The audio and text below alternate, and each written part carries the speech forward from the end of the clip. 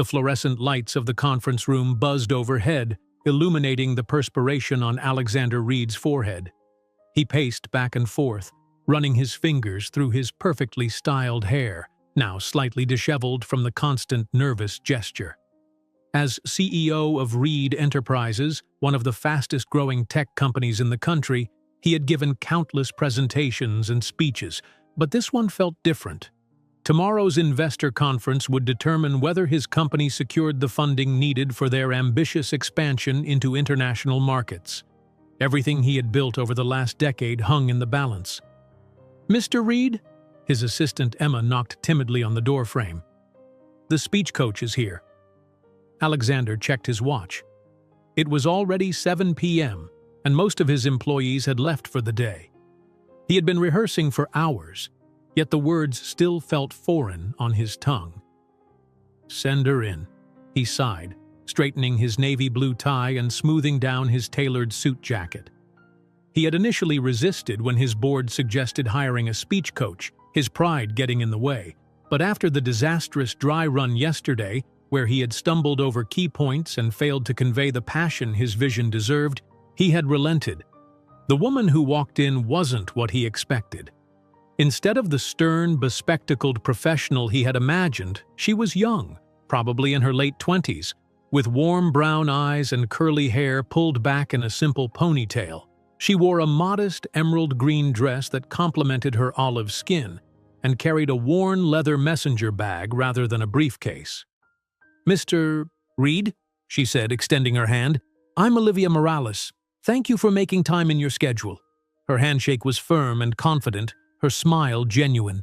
Something about her unpretentious demeanor immediately put him slightly more at ease. "I appreciate you coming on such short notice," he replied, gesturing to the conference table scattered with his notes and half-empty coffee cups. "Though I have to warn you, you might be wasting your time. I've been told I'm rather stubborn." Olivia laughed, a melodic sound that seemed to brighten the sterile conference room. "Most successful people are. Stubbornness can be a virtue when it's directed properly." She set her bag down and pulled out a small digital recorder. "Do you mind if I record our session? It helps me provide more specific feedback." Alexander nodded, watching as she efficiently set up her equipment. There was something captivating about her movements, purposeful yet graceful, without any of the nervousness people often displayed in his presence. "Before we start with your speech, let's talk about what's really bothering you," Olivia said, sitting down and motioning for him to join her. "What's bothering me is that I have a crucial presentation tomorrow and suddenly I've forgotten how to string two coherent sentences together," he said with a self-deprecating smile. Olivia studied him thoughtfully. "I doubt that very much, Mr. Reed. You didn't build a company like Reed Enterprises by forgetting how to speak effectively." "Alexander," he corrected her. "Please." "Alexander," she acknowledged with a nod. "What's different about this speech compared to others you've given?" He paused, considering her question. Most people didn't cut to the heart of matters so quickly with him. "Everything is riding on it," he admitted. "If we don't secure this funding, we'll have to scale back our expansion plans significantly. 3 years of strategy and development, all the late nights and sacrifices my team has made. It could all be for nothing. So it's not just your reputation on the line. You feel responsible for your employees, for their dreams and hard work," she observed. Alexander felt a weight lift slightly from his shoulders. She understood. "Yes, exactly." "That's actually good news," Olivia said, her eyes lighting up. "How do you figure?" "The best speeches come from a place of authentic emotion. You're not just selling a business plan tomorrow, Alexander. You're fighting for your team. That passion is what will connect with your audience." She reached for his speech notes. "May I?" For the next hour, Olivia worked with him, first listening to him deliver the speech as it was written, then helping him reshape it into something more personal. She didn't drastically change the content, but reorganized it to build a more compelling narrative. What surprised Alexander most was how attentively she listened, not just to his words, but to the subtle meanings behind them. "You keep talking about market share and projected revenue, But what really animates you is how your technology helps people, she observed. Why not lead with that? Tell them the story of why you started this company in the first place. Alexander remembered the day he had conceived of Reed Enterprises. He had been visiting his grandmother in the hospital, frustrated by the outdated systems that had resulted in a medication error that nearly cost her life. His initial motivation hadn't been profit, but creating better healthcare integration systems that could prevent such mistakes. The investors care about returns, not heartwarming stories, he argued, though without much conviction. Olivia shook her head. Investors are people too. They want to put their money behind someone with vision and purpose, not just promising numbers. The figures are in your presentation packets. They can read those anytime. What they can't get from a report is your passion, your commitment. As the night progressed, Alexander found himself opening up more. Olivia had a gift for asking just the right questions, for gently pushing him out of his comfort zone without making him feel exposed or vulnerable. When she suggested he practice without his notes, he initially balked but soon found that the key points flowed more naturally in his own words rather than the carefully crafted phrases his PR team had prepared. "That was much better," she said after his fourth run-through. "You're connecting with the material now, but I still sense you're holding something back." Alexander ran a hand through his hair again, a gesture Olivia had now seen enough times to recognize as a sign of his inner conflict. "I've never been good at revealing too much of myself," he admitted. "In my position, you learn to maintain a certain distance." Olivia's expression softened. "I understand, but tomorrow, those investors need to see not just Alexander Reed, CEO, but Alexander Reed, the man with a mission, the person who cares deeply about changing healthcare for the better." She paused, then added gently, "Sometimes our greatest strength comes from allowing ourselves to be seen, truly seen."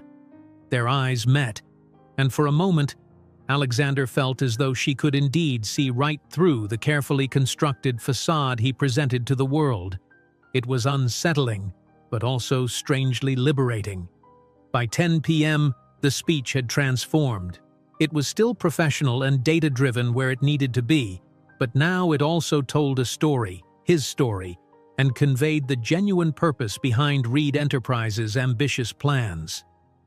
"I think we've made excellent progress," Olivia said, packing up her recorder. "You're a natural storyteller when you allow yourself to be." "I had an excellent teacher," Alexander replied, surprised by how reluctant he felt to end their session. Over the past 3 hours he had grown accustomed to her presence, to the way she listened so intently, to her encouraging smiles when he got something right. Would you be willing to meet me tomorrow morning before the conference, just for a final run-through?" Olivia hesitated, checking her calendar on her phone. "I have another client at 8 a.m., but I could meet you at 7. The conference starts at 10, right?" 7 a.m. is perfect. I'll have coffee waiting," he said, feeling oddly pleased. "Can I call you a car?" "No need," she replied with a smile. "I take the subway. It's faster this time of night anyway." Alexander frowned slightly. "At least let me walk you to the station. It's late." "I appreciate the offer, but I've been navigating this city by myself for years," Olivia said, slinging her messenger bag over her shoulder. "Besides, you should get some rest. Tomorrow is a big day." Before he could insist further, his phone buzzed with an incoming call from his CFO. When he looked up from the screen, Olivia was already at the door. "Remember what we talked about," she said. "Connect with your purpose, and the words will follow." "Good night, Alexander." "Good night, Olivia," he replied, watching as she disappeared down the corridor. After finishing his call, Alexander gathered his notes, noticing that Olivia had left behind a small notebook. He picked it up, intending to return it to her in the morning. As he flipped it open to see if her name was inside, a loose page fell out. A sketch, he realized with surprise. It was a quick but skillful drawing of him mid-speech, capturing an expression of passion and conviction that he hardly recognized as his own. Below the sketch, she had written, "This is who they need to see tomorrow." Alexander carefully tucked the sketch back into the notebook, a strange warmth spreading through his chest. For the first time in weeks, he felt confident about the speech. But more than that, he found himself looking forward to seeing Olivia Morales again, this enigmatic woman who had somehow seen past his CEO persona to the person underneath. As he left the office building, the cool night air clearing his mind, Alexander realized he knew virtually nothing about Olivia beyond her name and profession. Yet somehow, in just a few hours, she had understood him better than colleagues he had worked with for years. Tomorrow, he decided, after the conference, he would make a point of learning more about the woman who had so effortlessly broken through his carefully constructed walls. Alexander woke before his alarm, the pale dawn light filtering through his penthouse windows. He had slept surprisingly well despite the pressure of the day ahead. Olivia's notebook sat on his nightstand where he had placed it the night before, a tangible reminder of their session and the transformation it had brought about in his speech. As he showered and dressed, selecting his lucky charcoal gray suit and the red tie his sister had given him for his last birthday, Alexander found himself rehearsing the speech with a newfound confidence. The words flowed naturally now, infused with the personal touches Olivia had helped him incorporate. He arrived at the office building at 6:30 a.m., instructing the in-house barista to prepare a selection of pastries and coffee for his meeting with Olivia. He wasn't sure what she preferred, so he ordered several options: a latte, an Americano, and a chai tea, along with an assortment of breakfast pastries. At precisely 7 a.m., the elevator doors opened, and Olivia stepped out.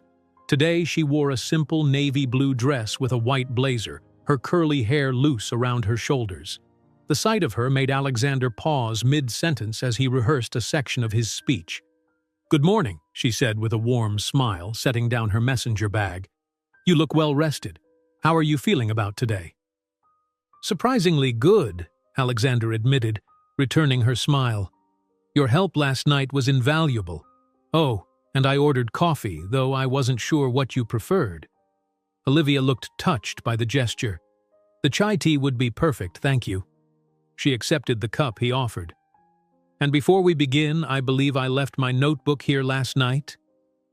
Alexander retrieved it from his briefcase. "Yes, I was going to return it to you. I hope you don't mind, but a sketch fell out when I was checking if your name was inside." A faint blush colored Olivia's cheeks. "Ah, yes. I hope you weren't offended. I tend to sketch during my sessions. It helps me capture expressions and emotions that clients might not be aware of themselves." "Not at all," Alexander assured her. "It was insightful, actually. You captured something I didn't know was there." Their eyes met briefly, and Alexander felt an unexpected flutter in his chest. He cleared his throat, breaking the moment. "Should we get started?" For the next hour, they refined his delivery, with Olivia offering subtle suggestions to enhance his body language and vocal inflections. The rapport they had established the night before deepened as they worked, and Alexander found himself not just accepting her feedback, but actively seeking it. "You've made remarkable progress," Olivia said as they wrapped up the session. "Your board made a wise decision in hiring you a coach, though I suspect you'd have found your way to this version of the speech eventually on your own." Alexander shook his head.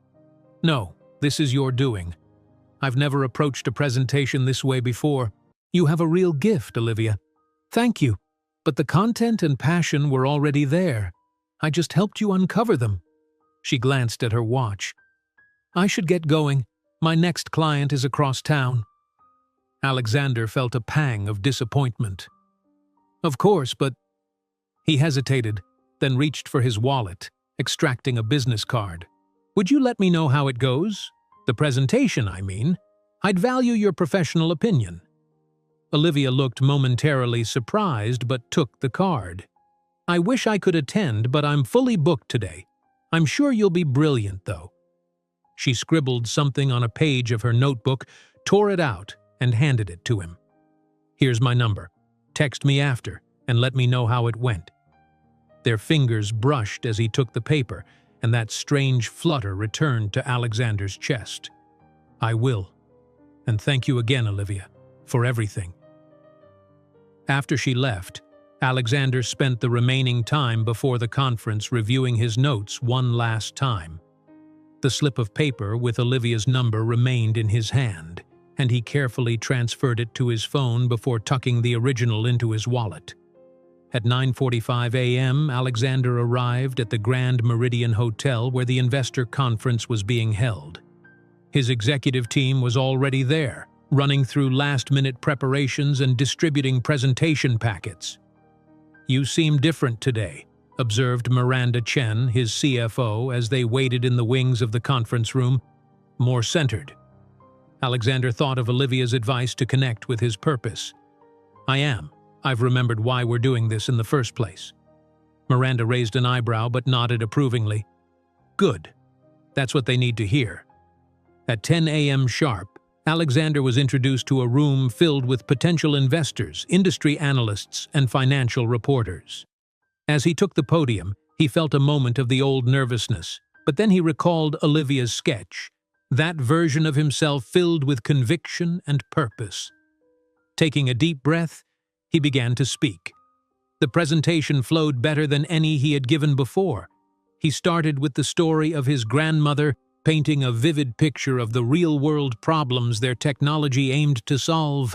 When he transitioned to the data and projections, he did so in the context of their mission, making the numbers tell a human story rather than just representing cold facts. By the time he concluded, the energy in the room was palpable. The Q&A session that followed was equally successful. Alexander fielded questions with a combination of technical expertise and genuine passion that seemed to resonate with the audience. When the conference concluded, he was immediately surrounded by interested investors, many expressing preliminary commitments pending further discussions. "That was," Miranda whispered when she finally managed to pull him aside, "extraordinary. Whatever got into you, keep it there." Alexander smiled, the triumph of the moment tempered by a strong desire to share it with Olivia. As soon as he had a moment alone, he pulled out his phone and composed a text. "The speech went better than I could have hoped. We've already secured verbal commitments for nearly 70% of our funding goal. I couldn't have done it without your guidance. Thank you." He hesitated, then added, "I'd like to thank you properly. Dinner, perhaps?"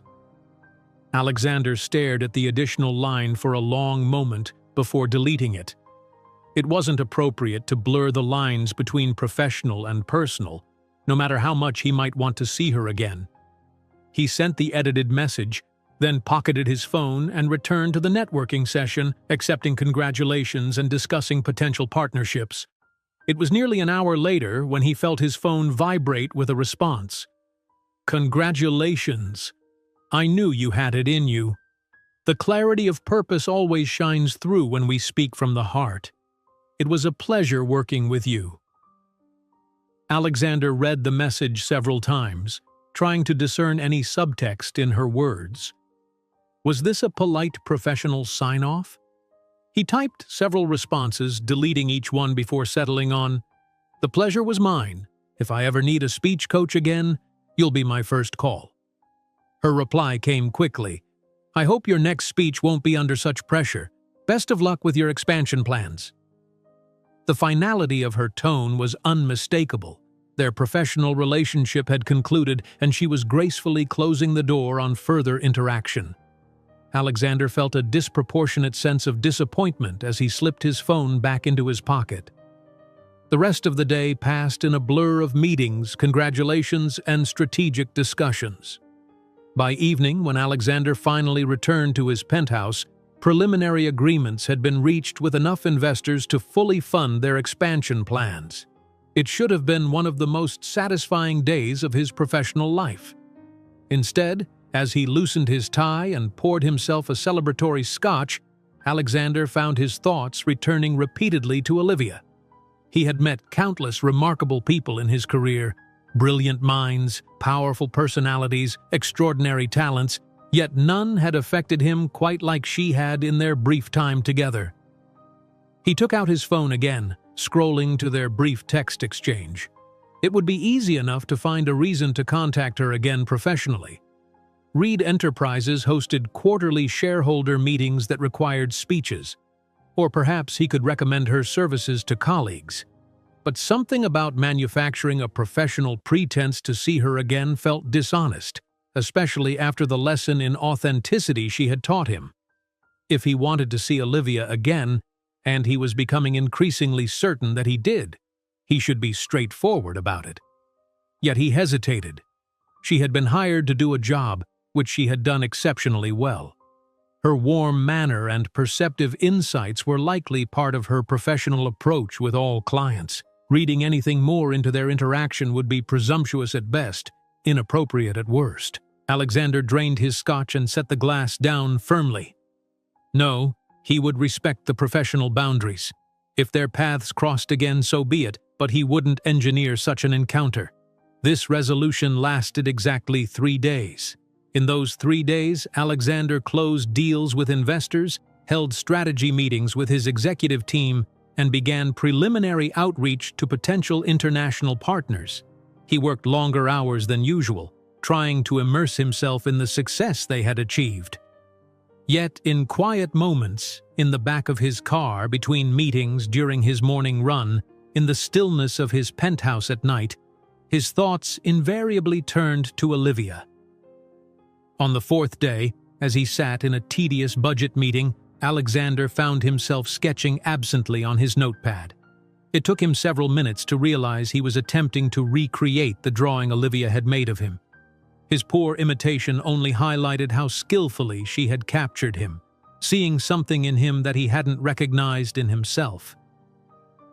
That evening, he made a decision. He would contact her once more, not with a manufactured professional pretense, but with a simple, honest invitation. If she declined, he would accept it gracefully and move on. But he had to try, or he'd always wonder what might have been. Picking up his phone, Alexander began to compose a new message to Olivia. Alexander stared at the blank text message for several minutes, typing and deleting multiple versions before finally settling on, "Olivia, it's Alexander Reed. I know our professional relationship has concluded, but I've found myself thinking about our conversations. Would you consider having dinner with me sometime? No business agenda, just 2 people getting to know each other better." He pressed send before he could second-guess himself again, then set his phone face down on the coffee table and attempted to focus on reviewing quarterly projections. After 15 minutes of reading the same paragraph repeatedly without absorbing any information, he checked his phone.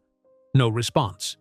By the next morning, Alexander had checked his phone so many times that Miranda had commented on his unusual distraction during their strategy meeting. Still nothing from Olivia.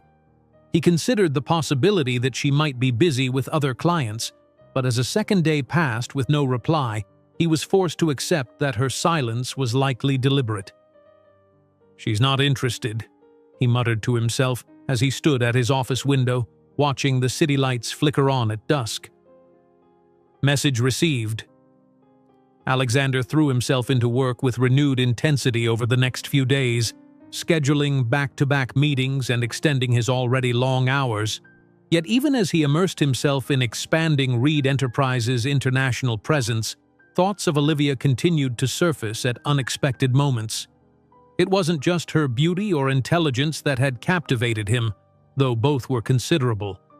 It was the way she had seen through his carefully constructed professional persona to the person beneath, and instead of being put off by what she found there, she had encouraged him to embrace it.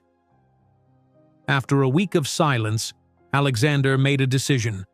He would make one final attempt to contact Olivia, this time through her employer. If nothing came of it, he would respect her implicit rejection and move on. A quick internet search for Olivia Morales speech coach yielded surprisingly few results, just a simple professional website with minimal information and no company affiliation. She's independent, Alexander realized, scrolling through the sparse details on her site. The contact information listed only an email address and a downtown office number, which he recognized as belonging to one of those shared workspace buildings where freelancers could rent meeting rooms by the hour. The next afternoon, between meetings, Alexander found himself standing in the lobby of the modern glass building listed as Olivia's business address. The receptionist, a young man with a fashionable haircut and an expression of perpetual boredom, looked up as he approached. "I'm looking for Olivia Morales," Alexander said, feeling strangely nervous. "I understand she uses this space for client meetings." The receptionist tapped at his computer. "Ms. Morales isn't scheduled to use any of our facilities today. Would you like to leave a message?" "Does she come in regularly?" Alexander asked, then immediately regretted the question when the receptionist's expression turned wary. "I'm afraid I can't share our clients' schedules," he replied coolly. "Data privacy regulations." Alexander nodded. "Of course, I apologize." He pulled out a business card and wrote a brief note on the back. "I'd still like to have that dinner. Call me if you change your mind." He handed it to the receptionist. "Could you please give this to her when you see her?" The receptionist accepted the card with a non-committal nod, and Alexander left, chiding himself for what felt increasingly like borderline stalking behavior. If Olivia wanted to contact him, she had his number. His persistence was becoming uncomfortable even to himself. Back at his office, Alexander found Miranda waiting with several executives from their new European partners. Forcing thoughts of Olivia aside, he threw himself into the negotiations, not emerging from the conference room until well after 9 p.m.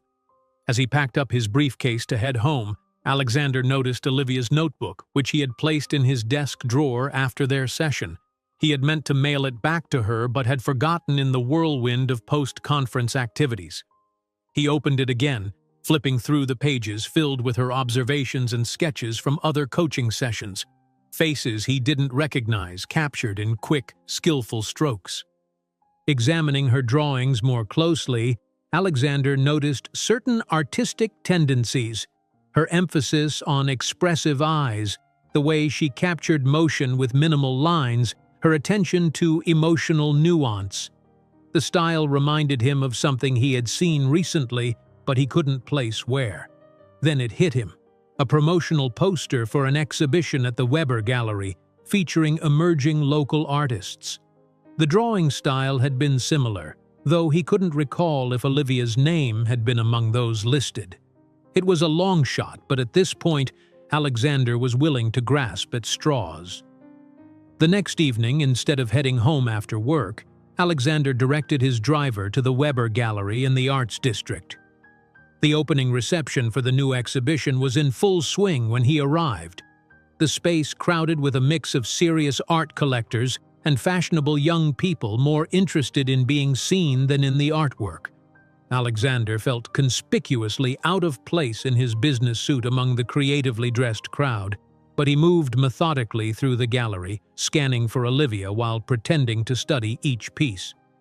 The exhibition featured work from 10 local artists, but none of them was Olivia Morales. Disappointed but not deterred, Alexander approached the gallery owner, a thin woman with dramatic silver hair and oversized architectural jewelry. "Excellent turnout tonight," he commented, accepting a glass of mediocre white wine from a passing server. "Indeed," she agreed, eyeing his suit with interest. "Are you looking to add to your collection, Mr. Reed?" Alexander Reed. He sipped the wine, hiding a wince at its acidic taste. "Actually, I'm trying to locate an artist whose work I admire. Olivia Morales? I thought her style was similar to some of what you're showing tonight." The gallery owner's eyebrows rose slightly.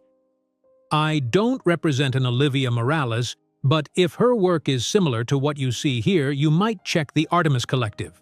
They showcase a lot of emerging talent with this aesthetic." Alexander thanked her and made a mental note to look up the Artemis Collective. As he was leaving, he overheard a conversation about another gallery opening happening that weekend at a space called The Warehouse. On impulse, he added it to his mental list. Over the next 2 weeks, Alexander found himself venturing into a part of the city he had rarely visited before. the network of small galleries, art cooperatives, and studio spaces that made up the arts district. His evenings, once filled with extended work hours or business dinners, were now spent wandering through exhibition openings and artist talks. "Since when are you interested in contemporary art?" his sister Jennifer asked when he canceled their usual Sunday brunch to attend a pop-up exhibition. "I'm expanding my horizons," Alexander replied vaguely. He hadn't told anyone about his search for Olivia, aware of how irrational it might seem to others, and perhaps to Olivia herself if she ever found out. Each gallery visit ended in disappointment, with no sign of Olivia. Alexander began to question his own judgment. Was he really this affected by a woman he had spent less than 5 hours with? Had he imagined the connection between them? Then, on a rainy Thursday evening, as he was about to leave yet another fruitless gallery visit, Alexander spotted a familiar flyer on the bulletin board near the exit.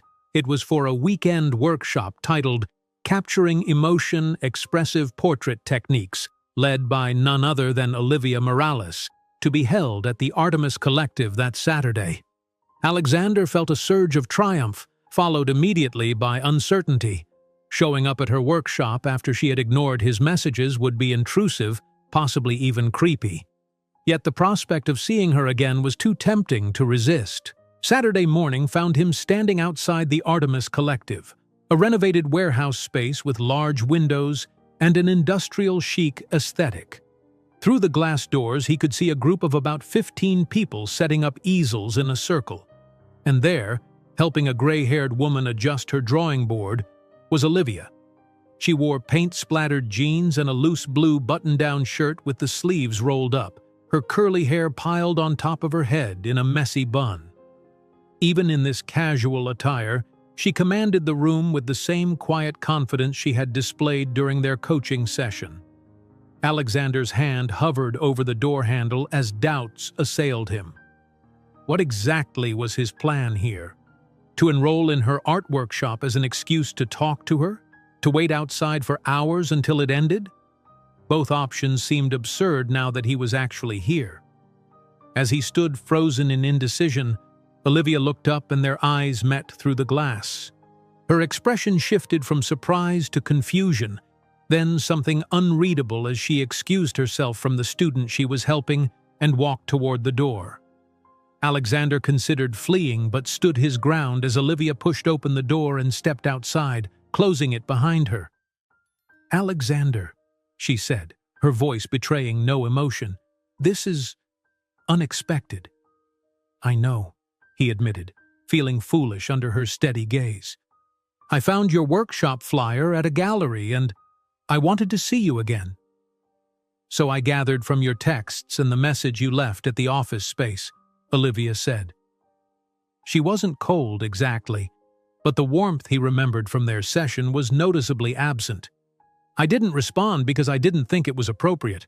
Because I was a client," Alexander guessed. Olivia hesitated. "Partly, yes, but also because—" She glanced back at her waiting students. "Look, I need to start my workshop. Why don't you come back when we finish at 4? We can talk then." Alexander nodded, relief washing over him. "I'll be here." As Olivia returned to her class, Alexander walked away with a lighter step than he had managed in weeks. She hadn't exactly welcomed his presence with open arms, but she hadn't sent him away either. For now, that was enough. Alexander spent the next 6 hours in a nearby cafe, attempting to review business documents on his tablet, but finding himself checking the time every few minutes. At 3:30, unable to concentrate any longer, he paid his bill and walked back to the Artemis Collective, arriving just as the workshop participants began to pack up their supplies. Through the glass doors he watched as Olivia moved from easel to easel, offering final comments and encouragement to each student. There was a natural warmth to her interactions, so different from the reserved demeanor she had shown him earlier. It reminded him of how she had been during their coaching session. Perceptive, engaging, genuinely invested in helping others improve. At precisely 4 p.m. the last student left, and Olivia beckoned Alexander inside. The large studio space, now empty except for the two of them, echoed with their footsteps as she led him to a small kitchenette area in the back. "Coffee?" she offered, filling an electric kettle. "Sure, thank you," Alexander replied, taking a seat at the small table. "Your workshop seemed to go well?" Olivia nodded, measuring coffee grounds into a French press. "It did. Most of my students are returning ones. They come back every month for the Saturday session." An awkward silence fell between them as they waited for the water to boil. Alexander took in the studio space, noting the vibrant canvases lining the walls and the organized chaos of art supplies. "So you're a professional artist as well as a speech coach," he observed. "I'm primarily an artist," Olivia corrected him, pouring the hot water into the press. "The speech coaching is a side gig. It helps pay the bills while allowing me time to create and teach." Alexander felt a twinge of embarrassment at his assumption. "I had no idea. Your coaching was so professional, I thought it was your main focus." "That's deliberate," Olivia said, bringing 2 mugs of coffee to the table. "I separate those parts of my life. My speech clients don't usually know about my art career, and my art students don't know I moonlight as a coach for corporate executives." "Why the separation?" Alexander asked, accepting the coffee. Olivia considered the question, stirring a spoonful of sugar into her mug.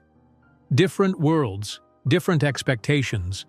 In corporate settings, being known primarily as an artist can undermine credibility. People assume you're flaky or impractical." "That's ridiculous," Alexander said. "Is it?" Olivia raised an eyebrow. "Would you have hired me if you'd known I was just an artist who does speech coaching on the side?" Alexander started to protest, then stopped, realizing she might have a point. The board would certainly have questioned his choice if they'd known. "Exactly," Olivia said, reading his expression. "Hence the professional compartmentalization."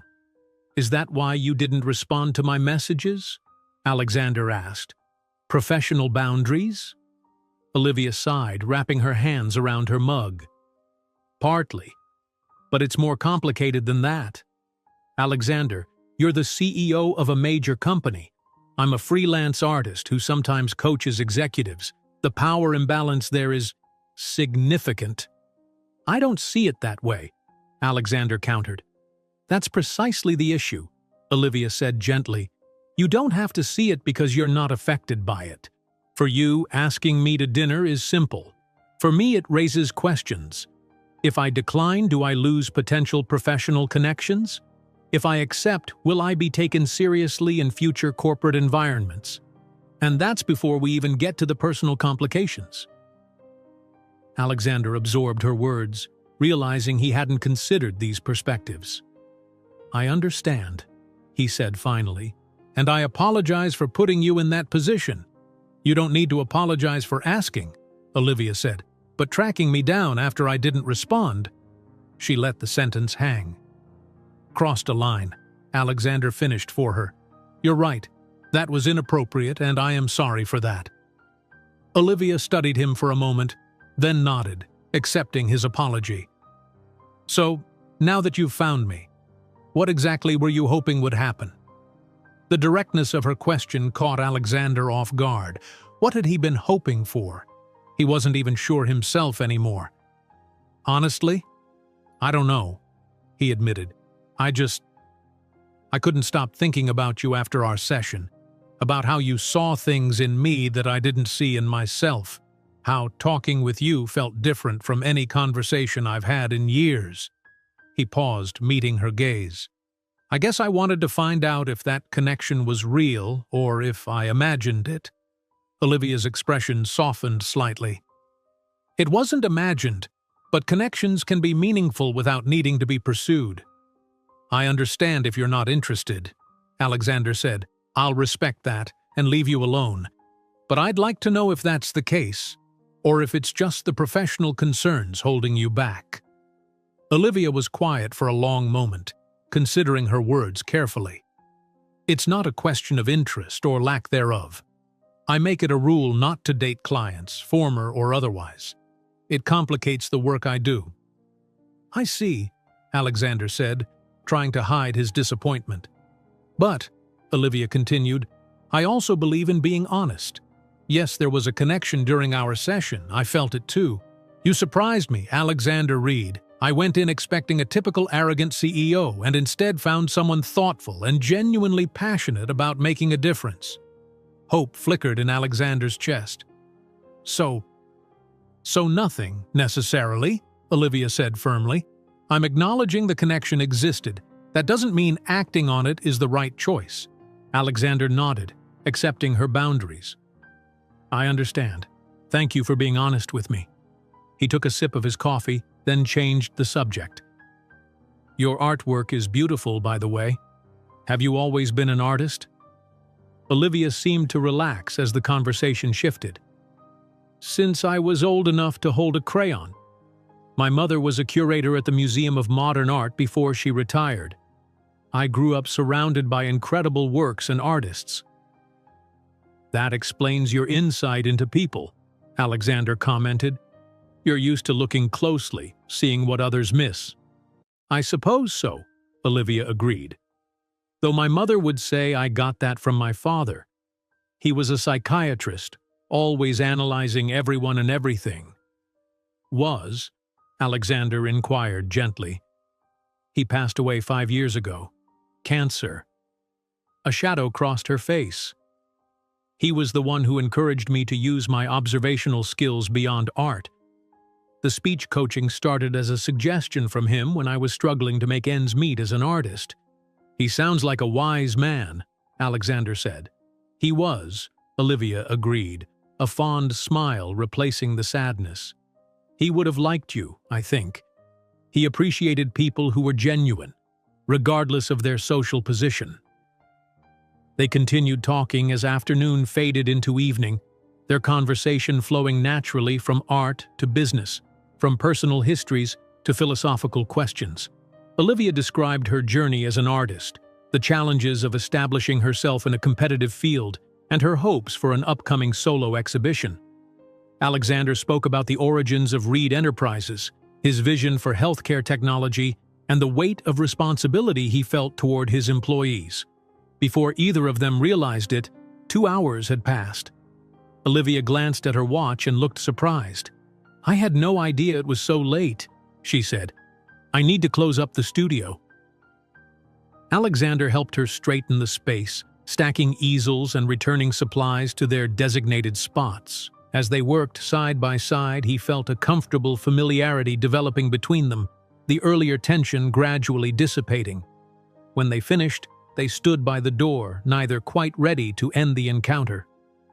Thank you for the coffee and conversation, Alexander said, and for not immediately having me escorted from the premises when I showed up unannounced. Olivia laughed. I considered it briefly.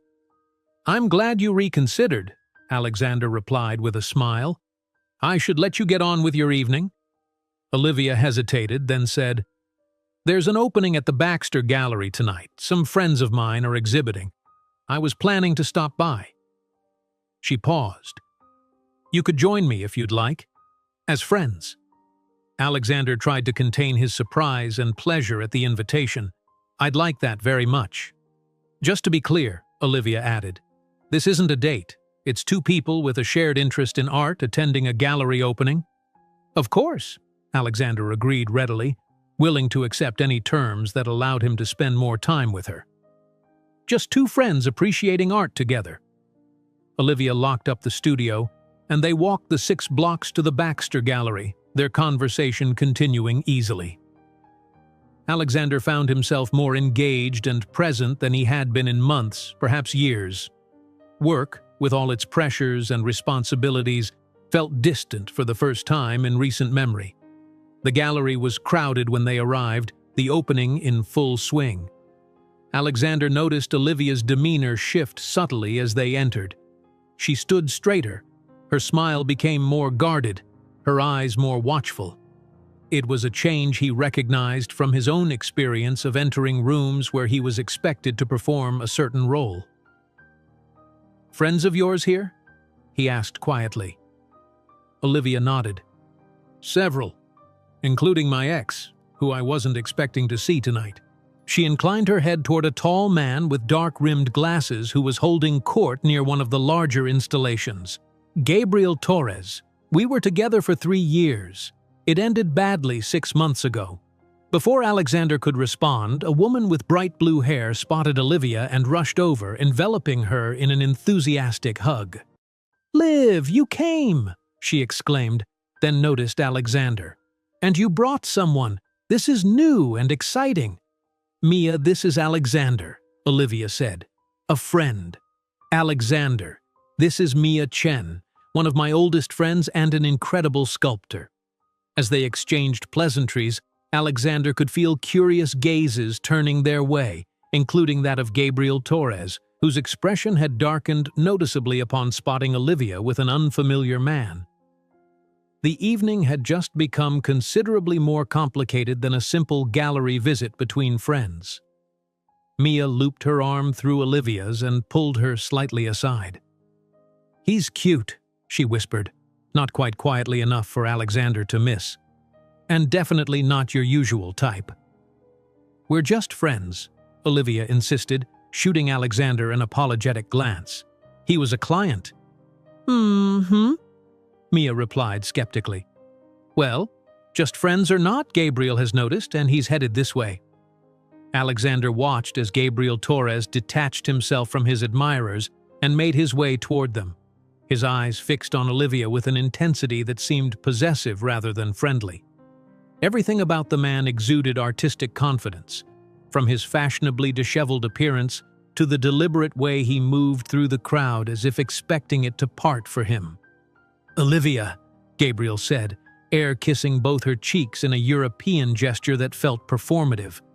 "I didn't expect to see you tonight." "Mia invited me," Olivia replied, her tone polite but cool. "Congratulations on the installation, it's provocative." Gabriel's gaze shifted to Alexander, assessing him with barely concealed disdain. "And who's your friend?" "Alexander Reed," Alexander said before Olivia could respond, extending his hand. "I'm a fan of Olivia's work." Gabriel reluctantly shook his hand. "Gabriel Torres, I'm surprised we haven't met before. I thought I knew all the serious collectors in the city." "I'm relatively new to the contemporary art scene," Alexander admitted. "Very new," Gabriel said, a dismissive edge to his voice. "I don't recall seeing you at any previous openings or auctions." Alexander maintained his cordial demeanor despite the obvious attempt to establish his outsider status. "Everyone has to start somewhere. Olivia's been kind enough to introduce me to some remarkable work tonight."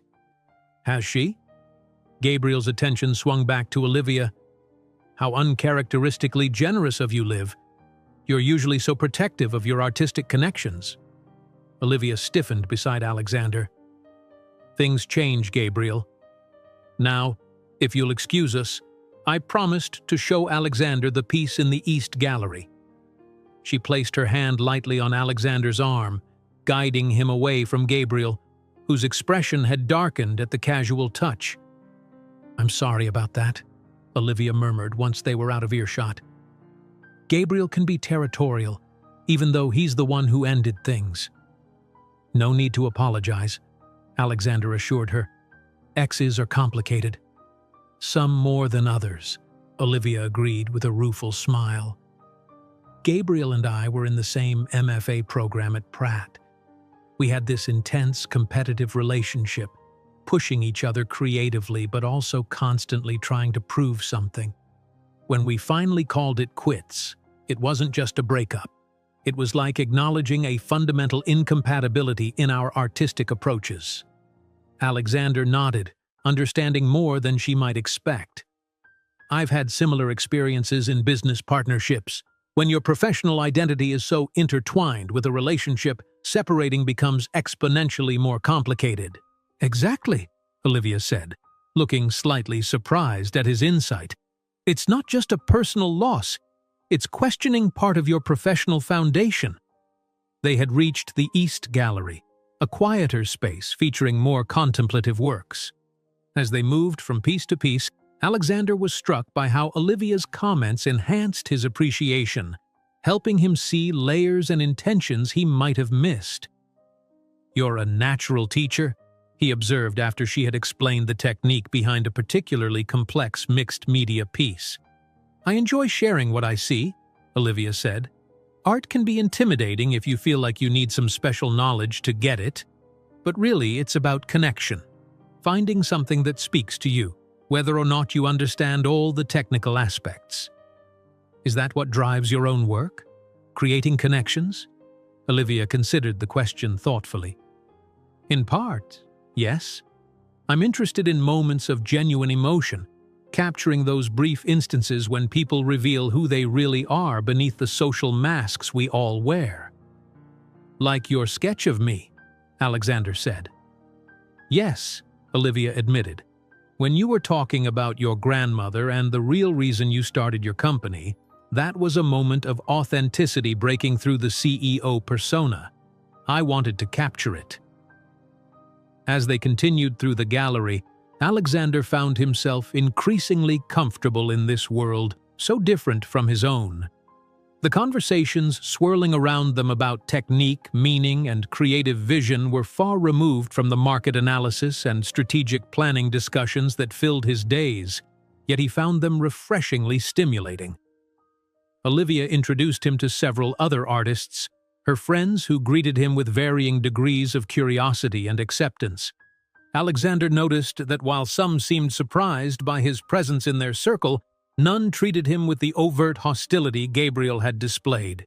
"Alexander Reed," a voice said from behind them as they were examining a series of abstract landscapes. "I thought it was you." Alexander turned to find Patricia Winters, chairwoman of the hospital board that had recently partnered with Reed Enterprises on their healthcare integration system. "Patricia," he greeted her warmly. "I didn't know you were an art enthusiast." "My husband sits on the museum board," Patricia explained, gesturing toward a distinguished gray-haired man across the room. "These events are practically mandatory for us." She turned her attention to Olivia. "And who is your lovely companion?" "Olivia Morales," Alexander introduced them. "Olivia, this is Patricia Winters, one of our most important healthcare partners." "A pleasure to meet you," Olivia said, shaking Patricia's hand. Patricia studied Olivia with interest. "Morales, are you the artist with the upcoming solo exhibition at the Weber Gallery?" Olivia looked surprised. "Yes, that's me. Opening night is in 3 weeks." "I saw the preview in Art Forum," Patricia said. "Your work on emotional transparency in the digital age is fascinating. We must have you over for dinner sometime to discuss it." "Thank you," Olivia replied, clearly flattered by the recognition. "That would be lovely." After Patricia excused herself to rejoin her husband, Olivia turned to Alexander with a raised eyebrow. "Important healthcare partners, huh? You move in some influential circles, Mr. Reed." "Says the artist being featured in Art Forum and getting dinner invitations from museum board connections," Alexander countered with a smile. Their easy banter continued as they completed their tour of the gallery. By the time they reached the refreshment table, Alexander realized he was more relaxed and engaged than he had been in any social setting for months, possibly years. The usual weight of constantly maintaining his CEO image had somehow lifted in Olivia's presence. As they sipped mediocre white wine from plastic cups, Gabriel approached again, this time with a striking woman in a dramatic black dress on his arm. "Olivia," he said, his tone falsely warm, "I wanted to introduce you to Vanessa Decker from the Guggenheim Acquisitions Department."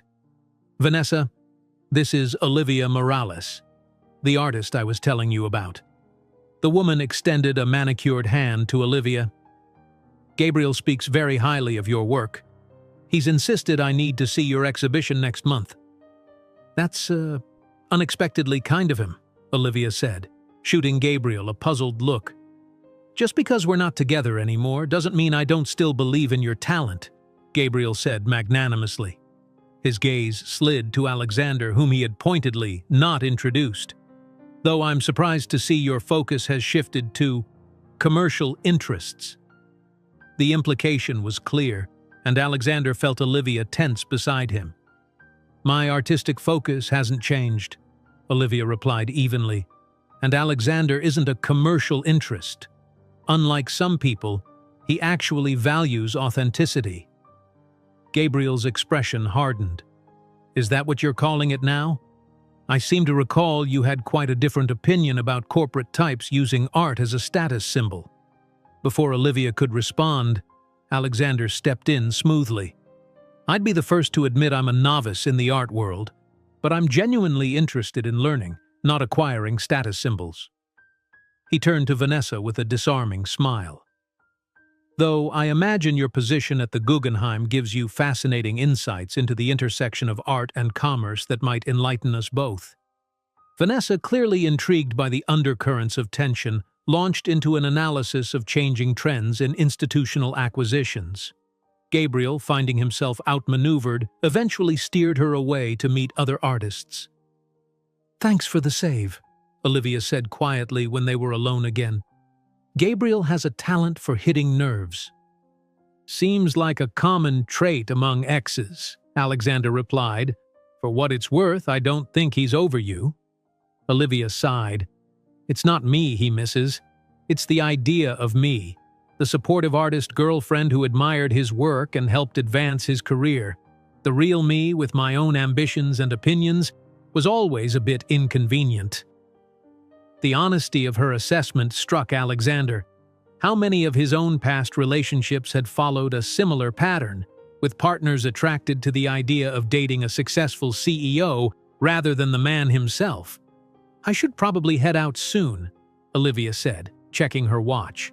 "I have an early studio session tomorrow."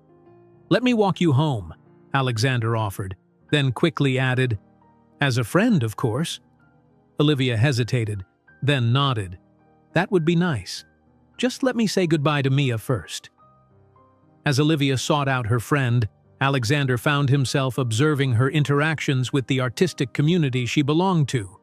There was an easy authenticity to the way she moved through these circles, so different from the careful, strategic networking he engaged in at business functions. Yet there were similarities too.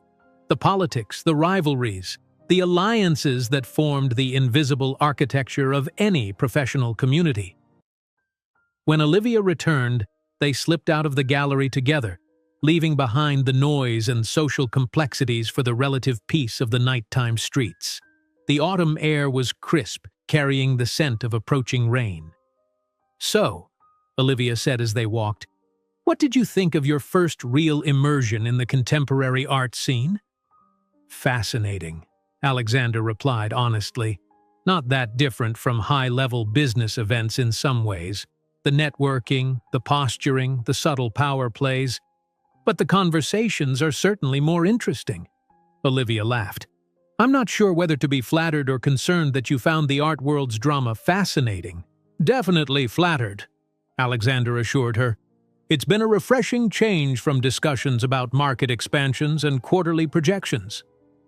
They walked in comfortable silence for a few blocks, the city around them gradually shifting from the upscale gallery district to a more eclectic neighborhood of converted warehouses and renovated industrial spaces. "This is me," Olivia said, stopping in front of a 6-story brick building. "My studio is on the 3rd floor. I rent it from a cooperative of artists who bought the building back when this area was still affordable." Alexander looked up at the old factory building, imagining Olivia working within its walls, creating the art that had captured Patricia Winter's attention and earned her an upcoming solo exhibition. "Thank you for letting me tag along tonight," he said. "I enjoyed seeing your world." "It was surprisingly nice having you there," Olivia admitted, even with Gabriel's dramatics. They stood facing each other in the pool of light from the building's entrance, neither quite ready to end the evening. "Olivia," Alexander began, then hesitated, choosing his words carefully. "I know you have rules about former clients, and I respect that, but I'd like to see you again. As friends, if that's all you're comfortable with." Olivia studied him for a long moment. "I'd like that too," she said finally. "But I need to be clear about something. My exhibition opens in 3 weeks. Until then, My focus needs to be on completing my work. I can't afford distractions, even pleasant ones." "I understand," Alexander said, hiding his disappointment. "Your career comes first." "For the next 3 weeks, yes," Olivia confirmed. "After that?" "We'll see." She offered a small smile. "Maybe you could come to the opening night, as my guest, not just an attendee." Alexander felt a surge of hope at the invitation. "I'd be honored." "Good night, Alexander," Olivia said, turning toward the building entrance. "Good night, Olivia," he replied, watching as she disappeared inside. As Alexander walked back toward the main avenue to hail a cab, the night's rain finally began to fall, gentle drops that gradually increased in intensity. But even as he quickened his pace, he couldn't help smiling. 3 weeks wasn't so long to wait, not when it held the promise of seeing Olivia again. The 3 weeks leading up to Olivia's exhibition tested Alexander's patience and self-restraint. He had promised to respect her need for focus, which meant minimal contact, just occasional text messages to which she responded warmly but briefly. He threw himself into work, scheduling international video conferences at odd hours and accelerating the timeline for Reed Enterprises' European launch to fill his evenings and weekends. Despite his busy schedule, Alexander found his thoughts repeatedly drifting to Olivia. The gallery opening had given him a glimpse into her world, one so different from the corporate environment he inhabited yet intriguing in its passion and authenticity. He wanted to understand it better, to understand her better. With this in mind, Alexander began educating himself about contemporary art. He hired an art consultant recommended by Patricia Winters, a former museum curator named Eleanor Voss, who didn't hide her surprise when he requested not advice on acquisitions, but a crash course in art appreciation and history. "Most executives want investment guidance," Eleanor commented during their first meeting in his office. "They see art as an alternative asset class, not something to study." "I'm not most executives," Alexander replied, unwilling to explain his personal interest. "I want to understand the language, the context, the significance. If I'm going to enter this world, I don't want to be a tourist." Eleanor assessed him thoughtfully, then nodded. "Refreshing approach. We'll start with the movements that influence today's working artists, then narrow in on specific techniques and themes prevalent in the current scene." Over intensive sessions squeezed between business meetings, Alexander absorbed Eleanor's knowledge like a sponge. He learned about postmodernism and the evolution of conceptual art, the political undercurrents of street art movements, and the ongoing tension between traditional techniques and digital innovation. Eleanor took him to the city's major museums during private after-hours tours, contextualizing the progression of artistic expression through the centuries. "You're a surprisingly apt pupil," Eleanor remarked after their 4th session. "Most people with your background struggle to move beyond viewing art as decoration or investment. I've always believed that understanding creates value," Alexander said. "Whether in business or art, surface-level engagement only gets you so far." As part of his education, Alexander discreetly researched Olivia's work online. Her professional website featured a gallery of her past exhibitions and projects, revealing a coherent artistic vision that evolved over time.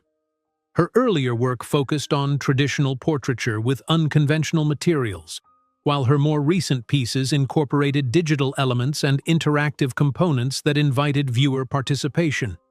Several art blogs and local culture sites had featured interviews with Olivia about her upcoming exhibition, titled Transparent Facades.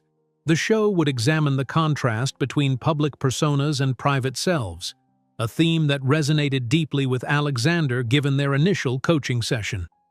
In one interview, Olivia explained her inspiration.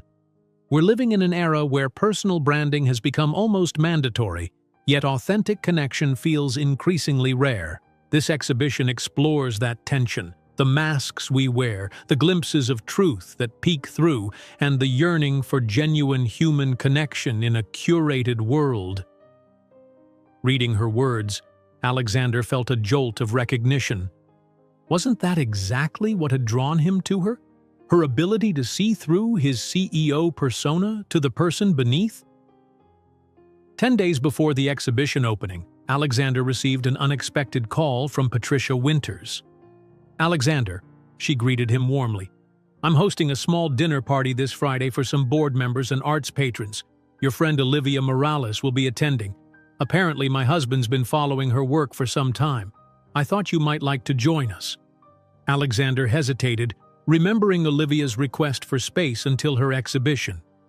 "That's kind of you to think of me, Patricia. Has Olivia confirmed her attendance?" "Just this morning," Patricia replied.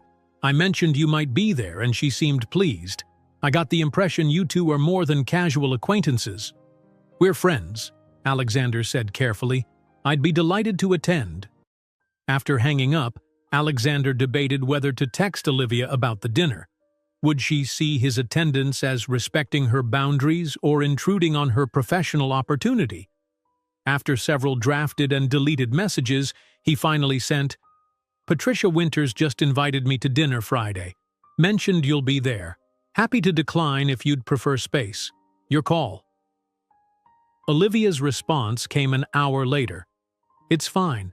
Actually, might be nice to see a friendly face. These collector dinners can be intense." On Friday evening, Alexander arrived at Patricia's elegant townhouse in the historic district, deliberately 10 minutes late to avoid appearing overeager. The drawing room was already filled with about 20 guests, the conversation a sophisticated hum punctuated by occasional laughter. He spotted Olivia immediately. She stood near the fireplace, engaged in conversation with Patricia's husband and an elderly woman wearing an impressive collection of modernist jewelry. Olivia wore a simple black dress that looked more expensive than her usual attire, her curly hair styled in an elegant updo that exposed the graceful line of her neck. Alexander accepted a glass of champagne from a passing server and made his way toward her, greeting other guests as he moved through the room. When Olivia saw him approaching, her face lit up with a smile that sent an unexpected wave of warmth through him. "Alexander," she said when he reached their small group, "I was just telling Edward and Mrs. Rothschild about your recent interest in contemporary art." "A neophyte with enthusiasm," Edward Winters said good-naturedly, shaking Alexander's hand. "The best kind of convert to the cause." Mrs. Rothschild, who turned out to be a major donor to the city's modern art museum, regarded Alexander with shrewd interest. "Patricia tells me you've been working with Eleanor Voss. She doesn't take on just anyone as a client." "I've been fortunate to benefit from her expertise," Alexander replied diplomatically. The conversation flowed easily, with Alexander gratified to find he could now follow most of the artistic references and contribute meaningfully to the discussion. Olivia gave him an impressed look when he correctly identified the influence of neo-expressionism in a painting hanging above the mantel.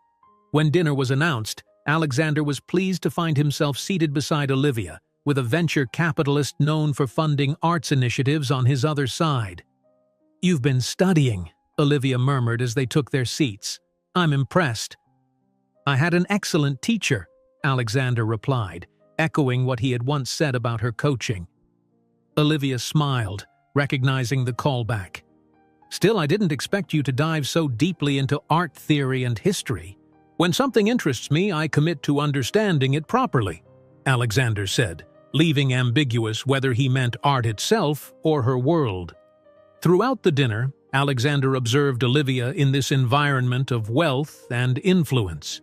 She navigated it with grace but maintained a slight reserve, as if protecting something essential about herself from being too exposed. When collectors asked pointed questions about her upcoming exhibition or made thinly veiled inquiries about pricing, she redirected the conversation with subtle skill. "You handled them well," Alexander commented during a brief moment when their neighbors were engaged elsewhere. "Practice," Olivia replied with a wry smile. "Artists need patrons, but there's an art to maintaining boundaries. Too accessible, and they lose interest. Too remote, and they get offended." "Sounds familiar," Alexander said. "Replace patrons with investors, and you've described half my job." Olivia laughed softly. We're not so different after all. After dinner, as guests mingled over coffee and digestives, Alexander found himself drawn into a conversation about healthcare innovation with several board members. When he next had a chance to look for Olivia, she was deep in conversation with Edward Winters, who was gesturing animatedly about something that had Olivia nodding with increasing enthusiasm. Patricia appeared at Alexander's side, following his gaze. Edward's offering her a residency program at the museum's new digital art lab, she explained.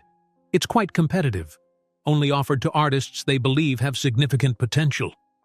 That's wonderful, Alexander said sincerely. She deserves the recognition. Patricia studied him with knowing eyes. You care for her, don't you? Beyond professional admiration. Alexander hesitated, then nodded. Is it that obvious? Only to someone who's known you as long as I have, Patricia assured him. You're different around her, more present, less guarded. She patted his arm. It suits you. As the evening drew to a close, Alexander offered to share a car with Olivia as they were heading in the same general direction. Once they were settled in the back seat of the luxury sedan, Olivia let out a long breath and kicked off her heels. These events are exhausting, she admitted, leaning her head back against the seat. Mentally cataloging every word, managing expectations, projecting confidence without arrogance. You were brilliant, Alexander said. Edward Winters seemed particularly impressed. Olivia smiled, her eyes still closed. The residency offer is incredible.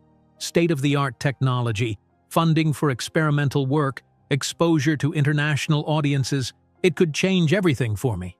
Will you accept? In a heartbeat, she replied, then opened her eyes to look at him. But first, I need to get through this exhibition. The final preparations are intense. I've barely slept this week.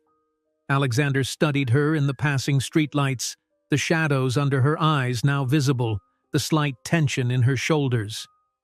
Is there anything I can do to help? Olivia started to shake her head, then reconsidered. Actually, I could use a fresh perspective on the exhibition layout. Someone who understands both the art and the viewer experience. She hesitated. Would you be willing to see a preview? Tomorrow afternoon? Only if you're free, of course. I'll make myself free, Alexander said, not caring if his eagerness showed. The car pulled up in front of Olivia's building. Before getting out, she turned to him with a softer expression than he had seen all evening. Thank you for coming tonight, she said. It was nice having an ally in the room. Any time? Alexander replied. What time tomorrow? 3 o'clock at the Weber Gallery? The exhibition is mostly installed, just final adjustments needed. I'll be there. As the car pulled away from the curb, Alexander felt a surge of anticipation. Tomorrow, he would see Olivia's art in its intended setting, her vision made manifest. And perhaps, in understanding her work more deeply, he might understand her too. The thought carried him home through the quiet city streets, the possibility of what might develop between them after her exhibition opening like a beacon on the horizon. The Weber Gallery was closed to the public when Alexander arrived the next afternoon, its front windows covered with promotional graphics announcing Olivia's upcoming exhibition. He knocked on the glass door, and moments later, a young woman with bright purple hair appeared to let him in. You must be Alexander, she said, extending her hand. I'm Zoe, the gallery assistant. Olivia's in the main space making some final adjustments. Alexander followed Zoe through the pristine white entry hall into a large open gallery where Olivia stood on a stepladder, adjusting the lighting on one of her pieces. She wore paint-splattered jeans and a loose chambray shirt, her hair pulled back in a messy bun, a stark contrast to her elegant appearance at last night's dinner. Yet Alexander found this version of her equally compelling, perhaps even more so for its authenticity.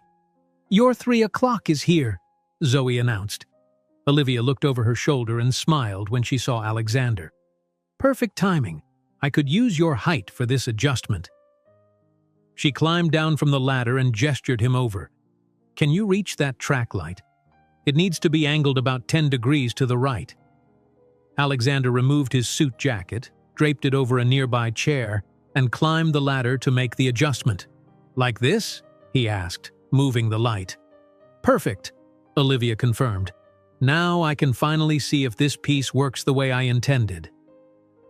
Alexander stepped down and got his first real look at the artwork the light was illuminating. It was a large, mixed-media portrait. A woman's face composed of thousands of tiny mirror fragments, each reflecting different portions of the gallery space. As viewers moved around it, their own reflections would become briefly incorporated into the portrait, creating a constantly changing image. "It's extraordinary," Alexander said, genuinely impressed. "The way it incorporates the viewer into the piece itself." "That's the point of the entire exhibition," Olivia explained, leading him deeper into the gallery. "Every piece involves some element of reflection or transparency, literal or metaphorical." As they moved through the space, Olivia showed him each installation, explaining her creative process and the technical challenges involved. One piece featured video projections onto layered sheets of translucent fabric, creating ghostly images that shifted as viewers walked around them. Another used one-way mirrors and hidden cameras to capture and display candid reactions from unsuspecting gallery visitors. "This is the centerpiece," Olivia said finally, stopping before a large installation in the middle of the main gallery space. "I call it public-private." The piece consisted of a seemingly solid wall constructed of thousands of small cubes. From the front, it displayed a composite image of faces, all ages, ethnicities, expressions, creating a mosaic of humanity. But as Alexander walked around it, he discovered that each cube was actually open on the back side, containing a tiny diorama of intimate moments: a child sleeping, lovers embracing, someone crying alone, an elderly person reading a letter. "The public facade versus the private reality," Alexander observed. "Visible only if you make the effort to look beyond the surface." Olivia nodded, clearly pleased by his understanding. "Exactly. We present these curated versions of ourselves to the world, but behind that is a whole universe of private experiences that define who we truly are." Alexander circled the installation again, studying the intricate details of each tiny scene. "How long did this take you to create?" "Almost a year," Olivia admitted. "I collected the images for the front from social media, the way people choose to present themselves publicly. The private scenes are all handcrafted, inspired by real moments I've observed or experienced." Alexander crouched to examine one particular cube, which contained a miniature scene of a man sitting alone at a desk, surrounded by papers but staring out a tiny window. Something about the solitary figure resonated with him. "That one always catches people's attention," Olivia said softly, kneeling beside him. "The successful man, surrounded by the evidence of his achievements, yet fundamentally isolated." Alexander looked at her, suddenly feeling exposed. "Is that how you see me?" Olivia's eyes widened. "No, that's not. I created this long before we met. But maybe that's why I felt I understood you during our session. I've spent years thinking about these contradictions, the gap between external success and internal fulfillment." Their eyes held for a long moment, the air between them charged with unspoken recognition. Alexander became acutely aware of how close they were, kneeling together in the quiet gallery. Zoe's voice broke the moment. "Olivia, the lighting tech is on the phone with questions about Tuesday's setup." Olivia straightened, a slight flush coloring her cheeks. "I should take that. Feel free to keep looking around. I'll be right back." As Olivia disappeared into the gallery office, Alexander continued examining the exhibition. Each piece revealed another layer of her artistic vision, her preoccupation with authenticity in an increasingly curated world, her technical skill in manipulating materials to create emotional responses, her keen observation of human nature. When he reached a smaller room at the back of the gallery, Alexander was surprised to find a series of more traditional portraits, rendered in charcoal and pastel, rather than the high-tech mixed media dominating the main space. These drawings captured subjects in moments of unguarded emotion, an elderly man's face crumpling with grief, a child's expression of pure wonder, a woman laughing with uninhibited joy. "These are earlier works," Olivia said, returning to find him studying the portraits. Edward insisted on including them to show the evolution of my technique. "They're powerful," Alexander said. "More direct than the conceptual pieces, but exploring the same themes." "They're more personal, too," Olivia admitted. "Each one is someone I know intimately. Family, close friends. I can only capture that kind of emotional truth when there's trust." She paused, then added quietly, "That's why your sketch from our session surprised me. I don't usually connect that deeply with clients." The admission hung in the air between them, an acknowledgement of the unusual bond that had formed during their brief professional encounter. "So," Olivia said, changing the subject, "now that you've seen everything, what do you think? Does the exhibition flow? Is the narrative clear? Be honest. I need objective feedback before the opening." Alexander considered carefully, respecting her request for professional critique rather than simple praise. The progression works well. Starting with the more accessible, reflective pieces draws viewers in before challenging them with the more conceptual installations. My only suggestion would be to move the echo chamber piece closer to digital identity. They speak to each other thematically.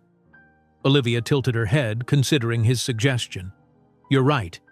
They do address similar questions about how technology mediates our self-perception." She smiled appreciatively. "You've been paying attention in your art education." "I had motivation to learn quickly," Alexander replied with a meaningful look that made Olivia glance away, though not before he caught the slight upward curve of her lips. They spent the next hour rearranging several pieces based on their discussion, debating the merits of different placements and lighting angles. Alexander was surprised by how much he enjoyed the process. The focus on aesthetic and emotional impact rather than profit margins and market share was refreshingly engaging. "This is actually fun," he admitted as they stepped back to assess their latest adjustment. "In my world, decisions are always weighed against financial implications. There's something liberating about making choices based solely on emotional and artistic impact." "Don't be fooled," Olivia replied with a wry smile. "Art has its financial considerations too. These placements will affect which pieces catch collectors' attention, which could significantly impact sales." "True, but the primary goal is still artistic expression," Alexander pointed out. "In business, profit is always the ultimate measure of success." "And what about Reed Enterprises?" Olivia asked. "Isn't your healthcare integration system designed to help people first and foremost? The profit enables the mission, but it's not the mission itself." Alexander paused, struck by her insight. "You're right. That's exactly how I've always thought about it, though I rarely articulate it that way to shareholders." "Maybe you should," Olivia suggested. "Authentic purpose is compelling. It's why your revised speech was so effective. You let people see beyond the business metrics to the human intention behind them." As evening approached, they finished the final adjustments, and Zoe prepared to lock up the gallery. Outside, the early autumn air had turned crisp, hints of the coming season in the breeze that rustled the trees lining the street. "Thank you for your help today," Olivia said as they stood on the sidewalk. "Your perspective was valuable." "Thank you for trusting me to see your work before it's officially unveiled," Alexander replied. "It's given me a deeper appreciation for what you do." An awkward moment followed as they both seemed unsure how to end their time together. Finally, Alexander spoke. "Have you eaten? There's a good bistro around the corner." Olivia hesitated. "I should really get back to my studio. There are still a few pieces needing final touches before they're transported here on Monday." "Of course," Alexander said, hiding his disappointment. "I understand." "But," Olivia continued. I am starving and I probably shouldn't skip meals even with the deadline looming. She smiled. A quick dinner would be nice. The bistro was quiet when they arrived, most of the after-work crowd having already dispersed. They were seated at a corner table beside a window overlooking a small courtyard garden illuminated by string lights. Over simple but excellent food, steak frites for Alexander, roasted vegetable tart for Olivia, their conversation flowed naturally from art to business, from childhood memories to future aspirations. The professional pretense that had initially brought them together gradually gave way to genuine personal connection. I hardly know anything about your life outside work, Olivia realized as they shared a dessert. Do you have family in the city? My sister Jennifer lives downtown with her wife and their son, Alexander replied. My parents are in Boston where I grew up. Dad still teaches economics at MIT, and Mom runs a non-profit focused on urban education. He took a sip of his wine. What about you? You mentioned your mother was a curator? Yes, though she's retired now. She lives in Santa Fe with my stepfather. My father's family is mostly in Puerto Rico. I try to visit at least once a year. Do you have siblings? A younger brother in med school in California, Olivia said with evident pride. Miguel is the scientific mind in the family. He's researching neurological disorders. Our father would have been so proud of him. Their conversation continued, filling in the personal details that had been missing from their previous encounters. By the time they finished their coffee, Alexander felt he had gained a much clearer picture of the woman behind the artistic talent. I should get you home, he said eventually, noting the lateness of the hour. You have work to finish for the exhibition. Outside the restaurant, Alexander hailed a taxi, but as one approached, Olivia touched his arm. Actually, I think I'll walk. My studio isn't far, and the air will help clear my head. May I walk with you? Alexander asked. Just to see you safely home. Olivia considered for a moment, then nodded. I'd like that. As they strolled through the quiet streets, their conversation gave way to comfortable silence. When they reached Olivia's building, she turned to face him. 9 days until the opening, she said. Then this whirlwind of preparation will finally be over. You'll be brilliant, Alexander assured her. Your work is exceptional, Olivia. She smiled, looking both nervous and excited about what lay ahead. I hope so. There's so much riding on this exhibition. I'm looking forward to seeing the finished result, Alexander said, and to whatever comes after. The implication was clear, and Olivia didn't pretend to misunderstand. So am I, she admitted softly. They stood looking at each other in the gentle glow of the street lamp, the moment suspended between them with possibility. Then Olivia leaned forward and kissed Alexander lightly on the cheek, a whisper of contact that felt more significant than any professional handshake. Good night, Alexander, she said, stepping back. Good night, Olivia. Alexander watched as she entered her building, then turned and began the long walk home, his mind filled with images of mirror fragments reflecting infinite possibilities and the warmth of Olivia's lips against his cheek. The week before Olivia's exhibition opening passed in a blur of activity for both of them.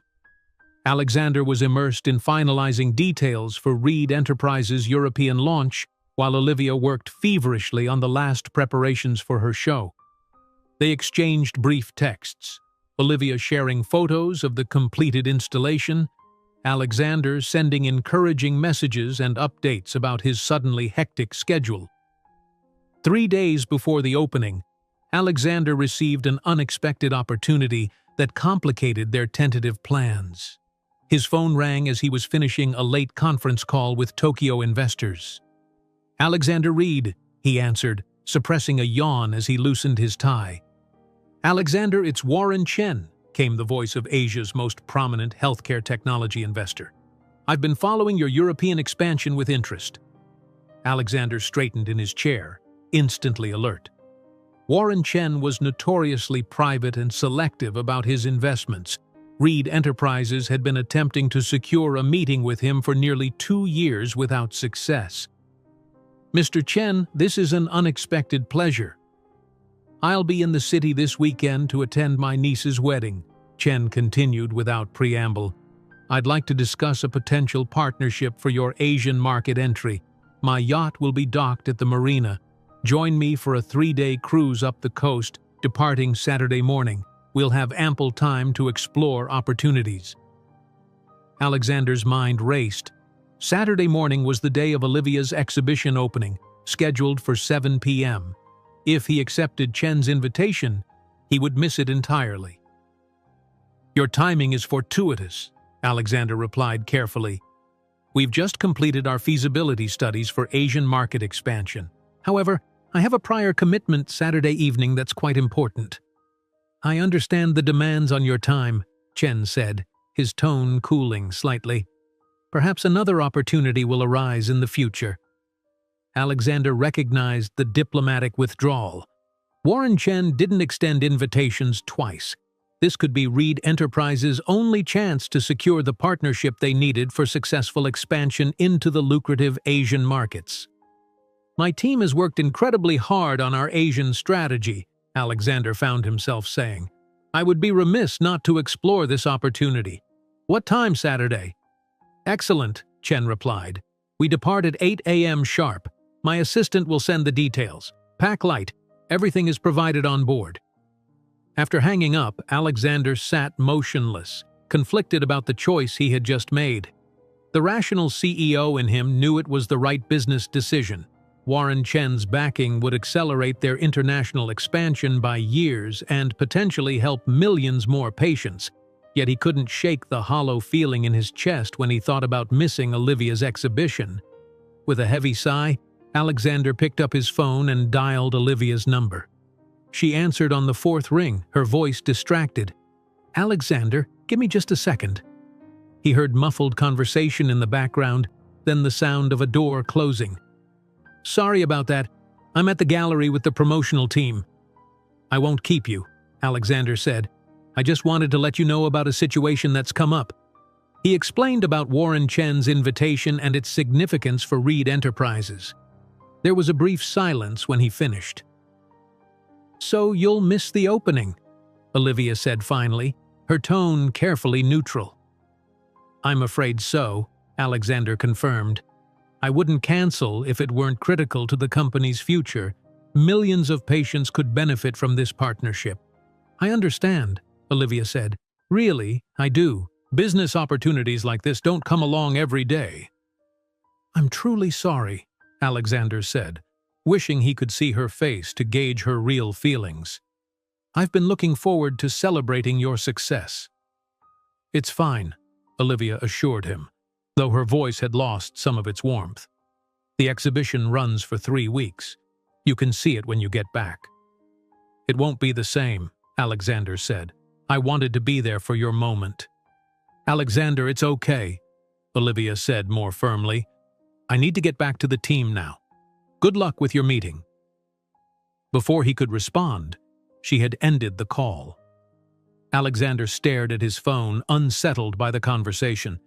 Olivia had said all the right things, but her quick dismissal suggested she was more disappointed than she'd admitted. The next morning, Alexander was reviewing documents for the Chen meeting when his assistant Emma announced an unexpected visitor. Ms. Morales is here to see you, sir. Alexander looked up in surprise as Olivia entered his office. She wore her usual artist attire, jeans and a paint-speckled shirt, but seemed oddly formal in her manner. This is unexpected, Alexander said, rising to greet her. I was in the neighborhood for a media interview, Olivia explained, remaining near the door. I realized I had something of yours. She held out a small paper bag. Alexander accepted it, looking inside to find the notebook he had left at her studio weeks earlier. You didn't need to deliver this personally. It seemed important, Olivia said with a slight shrug. Notes from your Asian market strategy? Might be useful for your yacht meeting. There was an edge to her voice that Alexander couldn't quite interpret. Not quite sarcasm, but something close. Olivia, about that, he began. I want you to know— You don't need to explain, she interrupted. I meant what I said yesterday. I understand how these things work. Major business opportunity versus an art opening? It's an obvious choice. That's not fair, Alexander said. This isn't about comparing values. In an ideal world, I'd be at both. Olivia's expression softened slightly. You're right. That was uncalled for. I guess I'm more stressed about the opening than I realized. She sighed. The truth is, I was looking forward to having you there. But I also understand the position you're in. Thank you, Alexander said, relieved by her honesty. I was looking forward to it too. An awkward silence fell between them, filled with unspoken thoughts. Well, I should let you get back to your preparations, Olivia said eventually. Have a good trip. Wait, Alexander said as she turned to leave. Maybe we could have dinner tonight. A private celebration before I leave. Olivia hesitated. I appreciate the thought, but I'm absolutely swamped. Last-minute press interviews, final checks on the installations. I barely have time to breathe. Alexander nodded, hiding his disappointment. I understand. Rain check for when I return? Sure, Olivia agreed, though something in her tone suggested uncertainty. Good luck with your investor. After she left, Alexander sat at his desk, troubled by their interaction.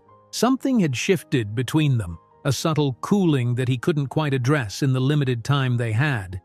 He considered canceling the Chen meeting, but the rational part of his mind knew that would be professionally irresponsible.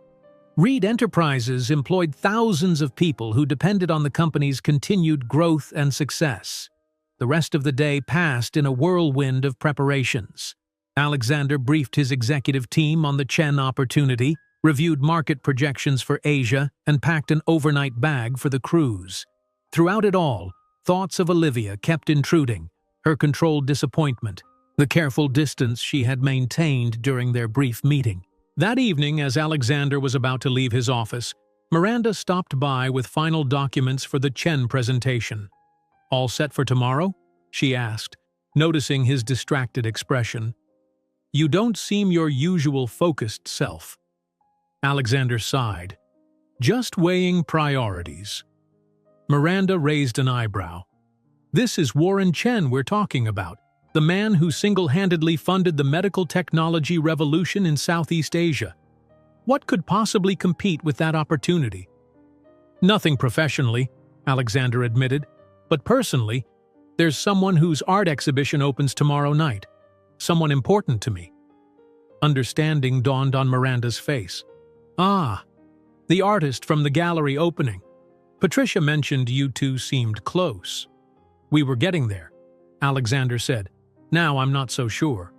If she's worth your time, she'll understand that this is who you are, Miranda said pragmatically. Your commitment to Reed Enterprises is part of what makes you successful. Perhaps, Alexander replied, unconvinced. But success by whose definition?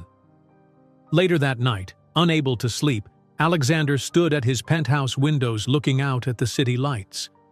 Somewhere out there, Olivia was likely still at the gallery, perfecting final details for her exhibition. The thought of her working late, preparing for her professional milestone without him there to support her, sat uncomfortably in his chest. On impulse, he called a 24-hour florist and arranged for their most elaborate arrangement to be delivered to the Weber Gallery the next evening, just before the opening. He labored over the accompanying note, writing and discarding several versions before settling on, "Celebrating your vision and talent from afar. Wish I could be there to see the world discover what I already know, that you're extraordinary. Alexander." It was a poor substitute for his presence, but it was the best he could offer under the circumstances. With that small gesture completed, Alexander finally went to bed, though sleep eluded him for much of the night. The next morning dawned clear and bright, perfect weather for a coastal cruise.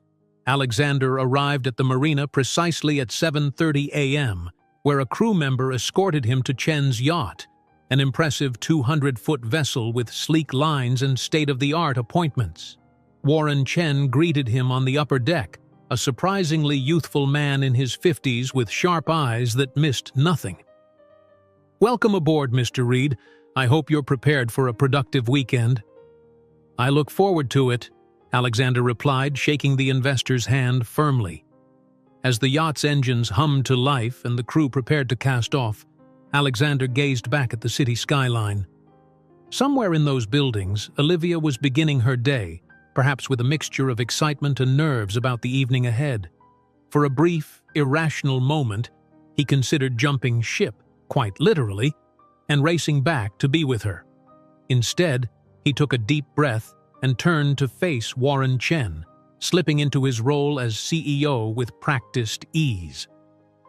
Shall we begin with an overview of our integration systems applications in rural healthcare settings? I believe that might align particularly well with your interests in Southeast Asian markets.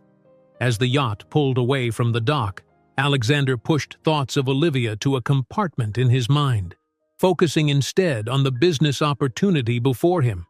It was a skill he had perfected over years of leadership, the ability to set aside personal concerns and give his complete attention to the task at hand. Yet as the city receded in the distance, Alexander couldn't help wondering if that same skill, so valuable in business, might ultimately cost him something far more precious in his personal life. While Alexander sailed up the coast on Warren Chen's yacht, Olivia stood in the center of the Weber Gallery, watching the exhibition space transform for the evening ahead. Staff bustled around her, arranging champagne flutes, adjusting lighting, and finalizing the placement of information cards beside each piece. In just a few hours, the empty gallery would fill with critics, collectors, and curious art lovers eager to see her work. "The press packets are ready, and we've confirmed attendance from all the major art publications," Zoe reported, tablet in hand. "Edward Winters says the museum board members will arrive around 7:30. "Thank you," Olivia replied, trying to focus on the logistics rather than the hollow feeling that had persisted since her conversation with Alexander. She had meant what she said about understanding his choice. The rational part of her recognized the significance of the business opportunity he'd described, but rationality didn't prevent disappointment. "Oh, and the caterers need to know where to set up the—" Zoe stopped mid-sentence, distracted by something at the gallery entrance. "Wow." Olivia turned to see two delivery men struggling through the door with an enormous floral arrangement, a spectacular cascade of white orchids, blue hydrangeas, and delicate greenery in a sleek modern vase. "Delivery for Ms. Morales," one of the men announced, setting the arrangement on the reception desk. "Where would you like it?" By the entrance, I suppose," Olivia said, surprised. She reached for the card nestled among the blooms and recognized Alexander's handwriting immediately. Reading his message, Olivia felt a complicated mixture of emotions. The gesture was thoughtful, the words sincere, yet flowers, no matter how extravagant, couldn't replace his presence. She slipped the card into her pocket, unsure whether it soothed or deepened the disappointment. Meanwhile, 60 miles up the coast, Alexander sat across from Warren Chen in the yacht's elegant conference room, discussing financial projections for Reed Enterprises' proposed Asian expansion. The meeting was going exceptionally well. Chen asked incisive questions that demonstrated genuine interest and offered insights from his extensive experience in Asian healthcare markets. "Your integration system addresses a critical gap," Chen observed, studying the prototype demonstration on a tablet. "Particularly for rural communities where medical expertise is limited." "That's been our focus from the beginning," Alexander agreed. "Technology isn't just about efficiency, it's about expanding access to quality care for populations that have been historically underserved." Chen nodded approvingly. "Refreshing perspective. Too many tech executives see healthcare purely as a market opportunity rather than a human necessity." As they broke for lunch, an exquisite meal served on the yacht's sun deck, Alexander found his thoughts drifting to the Weber Gallery. It was just past noon. Olivia would be making final preparations, perhaps dealing with last-minute installation issues or press inquiries. Had his flowers arrived? Did she understand what he was trying to convey with them? "You seem distracted, Mr. Reed," Chen observed, breaking into his thoughts. Alexander refocused his attention. "My apologies. Just considering how your suggestions might be implemented in our development timeline." Chen studied him thoughtfully. "When I researched you before our meeting, I was impressed by your single-minded dedication to Reed Enterprises. Your personal life seemed almost non-existent. No scandals, no public relationships, just work." Alexander wasn't sure how to respond to this unusual observation. "It's a common pattern among successful founders," Chen continued. "They pour everything into their companies, leaving little room for anything else. I recognized it because I lived it myself for decades." He took a sip of his wine. "Until my heart attack 3 years ago." "I wasn't aware," Alexander said. "Few people are. I kept it quiet." Chen gazed out at the ocean. "Nothing focuses the mind quite like mortality. I realized I had built an empire but neglected to build a life." He turned back to Alexander. "Is there somewhere else you'd rather be today, Mr. Reed?" The directness of the question caught Alexander off guard. For a moment he considered offering a diplomatic denial, but something in Chen's expression, a knowing empathy, prompted honesty instead. "Yes," Alexander admitted. "A friend's art exhibition opens tonight. It's important to her, and I wanted to be there." "Yet you chose this meeting instead," Chen observed without judgment. "Reed Enterprises is expanding into international markets. This partnership could accelerate our growth by years, helping millions more patients." The choice seemed clear from a business perspective. Chen nodded. "Logical. But in my experience, the most successful business leaders maintain balance between ambition and personal fulfillment. One fuels the other." Back at the Weber Gallery, the opening night of Transparent Facades was exceeding all expectations. By 8 o'clock, the space was packed with attendees, creating an energy that seemed to bring Olivia's installations to life. Critics huddled in corners, speaking in low, excited tones. Collectors discreetly consulted with gallery staff about available pieces. Even Gabriel had appeared, visibly displeased by the exhibition's obvious success. Olivia moved through the crowd in a simple but elegant black dress, responding to questions about her creative process and accepting congratulations from admirers. She played her role perfectly, gracious, articulate, passionate about her work, while a part of her remained detached, observing the scene as if from a distance. "The reviews are already coming in online," Edward Winters whispered excitedly during a brief moment between conversations. "Artforum's critic is calling you the most insightful new voice examining digital age authenticity. This is exactly the reception we hoped for."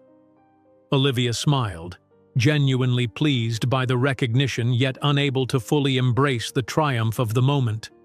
Her gaze kept drifting to the entrance, irrationally hoping that Alexander might appear despite knowing he was miles away on a yacht with an important investor. "You've done something remarkable here," Patricia Winters said, approaching with a glass of champagne. "The way you've captured the tension between public performance and private reality, it's profound." "Thank you," Olivia replied. "That means a great deal coming from you." Patricia glanced at the spectacular floral arrangement by the entrance. "Alexander sent those, I presume?" "He mentioned he had an unavoidable business commitment." "Yes," Olivia confirmed. "A potential Asian market investor." "Warren Chen," Patricia nodded. "A significant opportunity for Reed Enterprises, though I know Alexander was disappointed to miss your opening." She studied Olivia with knowing eyes. "He's different with you, you know, more present, less guarded." Before Olivia could respond, Zoe appeared at her elbow.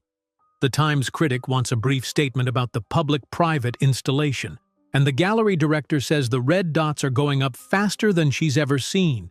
Nearly half the collection is already sold."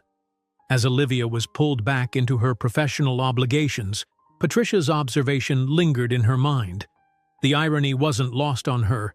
An exhibition about authenticity and connection, celebrated by everyone except the one person whose genuine recognition she most valued. On the yacht, dinner had concluded, and Alexander found himself on the deck with Warren Chen, watching the sunset paint the sky in vivid oranges and pinks. Their business discussions had been productive beyond his highest expectations. Chen had expressed clear interest in a substantial investment, pending some final technical evaluations. "I've kept you long enough for one day," Chen said, checking his watch. "We'll resume tomorrow morning. Perhaps you'd like to use the satellite phone? The exhibition must be well underway by now." Alexander looked at him in surprise. "That's very considerate." Chen smiled slightly. "I may be primarily a businessman, but I'm not entirely unsentimental. The communications room is down one level, first door on the right. Complete privacy." Alexander thanked him and made his way to the communications room where a state-of-the-art satellite phone awaited. He dialed Olivia's number, uncertain whether she would answer during her opening night. To his surprise, she picked up after just 2 rings. "Alexander?" Her voice was barely audible over the background noise of the crowded gallery. "Olivia, I wanted to call and see how it's going." "It's going well," she replied, her tone professionally cordial rather than warm. "Very well, actually. The response has been overwhelming." "I'm not surprised," Alexander said sincerely. "Your work is extraordinary. Did you receive the flowers?" "Yes, thank you. They're beautiful."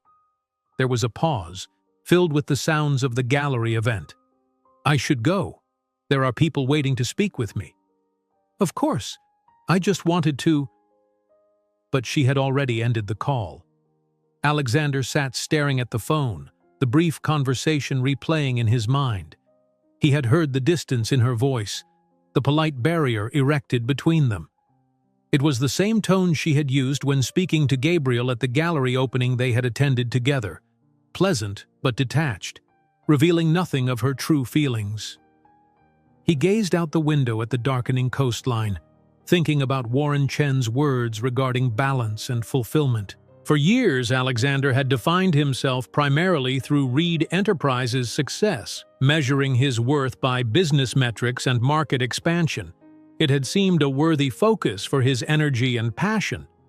Yet, in the past few weeks with Olivia, he had experienced something different, a connection based not on achievement or status, but on mutual recognition of something authentic in each other.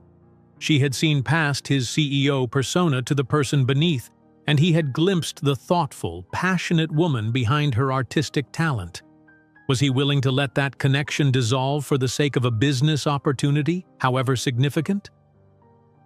Alexander made his way back to the deck, where Chen was enjoying a cognac under the stars.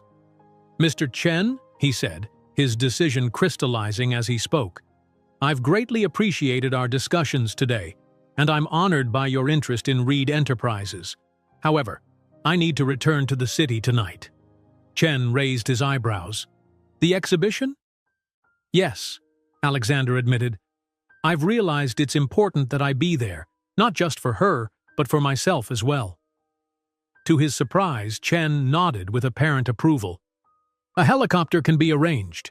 It will mean cutting our meeting short, but I believe I've seen enough to make an informed decision." He extended his hand. "I respect a man who knows when business should yield to more personal priorities." Within the hour, Alexander found himself in a helicopter flying back toward the city, its lights glittering below like fallen stars.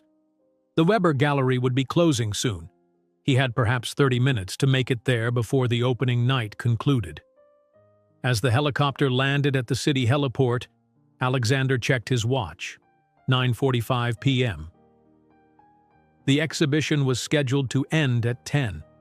He sprinted to a waiting car, instructing the driver to take the fastest route possible to the gallery. Traffic conspired against him, each red light an exercise in frustration. Alexander found himself mentally calculating alternate routes, willing the car to move faster through the congested streets. At 10:05 p.m., the car finally pulled up in front of the Weber Gallery. The crowd was thinning, guests departing with exhibition catalogs in hand, their animated conversations suggesting a successful event. Alexander paid the driver and rushed toward the entrance, hoping he wasn't too late. Inside the gallery, the exhibition was winding down. Staff had begun discreetly collecting empty champagne flutes while the remaining guests made their final observations of the artwork. Olivia stood with Edward and Patricia Winters near her central installation, discussing plans for the museum residency. "We'll need to schedule the formal announcement next week," Edward was saying. "The museum board is unanimously enthusiastic about your digital art project." "That's wonderful," Olivia replied, though her smile didn't quite reach her eyes.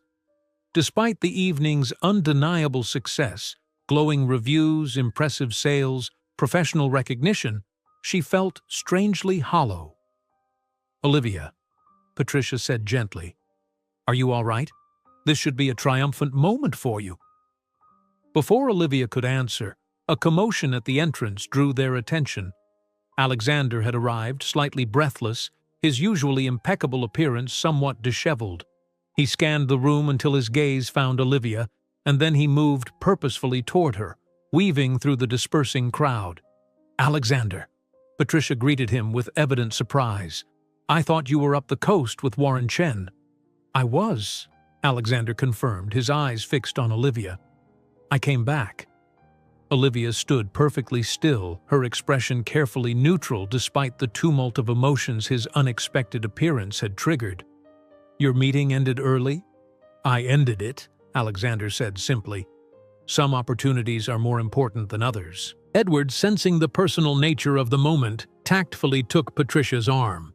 "We should check in with the gallery director before we leave. Olivia, we'll talk tomorrow about the residency details."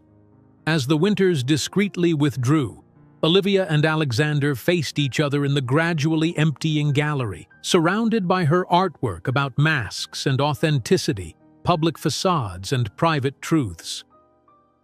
"You didn't have to cut your meeting short," Olivia said, her voice steadier than she felt. "I understand how important it was." "It was important," Alexander agreed. "Chen is considering a substantial investment in Reed Enterprises, which would accelerate our Asian expansion significantly." Olivia nodded, unsure why he was telling her this. "Then you should be there, finalizing the deal." "That's what I've always told myself," Alexander said. "That the company comes first, that nothing is more important than its success. And for years that seemed right. But recently—" He gestured to the exhibition around them. "Recently I've been reminded that there are different kinds of value, different kinds of success." Olivia remained silent, unwilling to make this moment easier for him. "I wanted to see your exhibition on opening night," Alexander continued. "Not just the artwork itself, though that's extraordinary, but to witness the culmination of your vision, to be part of the moment when the world recognizes what I've already seen in you." "Alexander, please, let me finish," he said gently. "When you helped me with my speech, you taught me something important. You showed me that professional success is most meaningful when it's connected to personal truth. I've spent years building Reed Enterprises, and I'm proud of what we've accomplished. But somewhere along the way, I started defining myself entirely through that success." Alexander moved closer, his voice lowering. "Then I met you, and you saw through all that. You sketched a version of me I barely recognized but desperately wanted to be. Authentic, connected, passionate, not just about business metrics but about making a real difference." Olivia's carefully maintained composure began to soften. "I drew what I saw." "I know," Alexander said. "That's what makes you such a remarkable artist and such a disconcerting person to be around." He smiled slightly. "You see too much." "Not everything," Olivia admitted. "I didn't see you coming back tonight." "Neither did I until Warren Chen of all people made me realize what I was sacrificing for business as usual." Alexander glanced around at the installation nearest them, a piece featuring layers of transparent screens showing fragments of identity. "Your exhibition is about the gap between how we present ourselves and who we really are. I don't want that gap in my life anymore." Zoe approached hesitantly. Sorry to interrupt, but we're closing in 15 minutes. Most of the guests have left. Thank you, Zoe. Olivia nodded.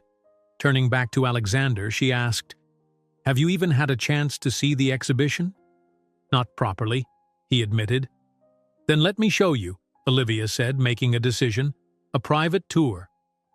They walked through the now quiet gallery, Olivia explaining each piece, its techniques and intentions. Alexander listened intently, asking thoughtful questions that reflected his recent art education. As they moved through the exhibition, the professional distance Olivia had maintained began to dissolve, replaced by the natural connection they had shared before. This is my favorite, Alexander said when they reached the public-private installation. The detail in each hidden scene is remarkable. It took the longest to create, Olivia confirmed.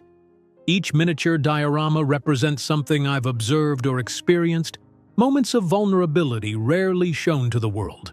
Alexander circled the piece, studying the tiny private tableaus visible only from behind the public facade. Which one represents you? Olivia hesitated, then pointed to a small cube near the bottom corner. Inside was a miniature artist's studio where a female figure stood at an easel, painting not a canvas but a window looking out at the world. Creating art is how I make sense of things, she explained. It's how I process what I see around me, the beauty, the pain, the complexities of human connection. When I'm working, I feel most authentically myself. That's how I felt during our coaching session, Alexander said quietly. When you helped me connect my business vision to my personal story, that moment of alignment was clarifying. They had completed the circuit of the gallery and stood now before Olivia's flowers, their elaborate beauty commanding the entry space. Thank you for these, Olivia said. They're gorgeous. A poor substitute for being here, Alexander replied. Did the evening go well? Before I arrived, I mean. Very well, Olivia said, genuine pride warming her voice.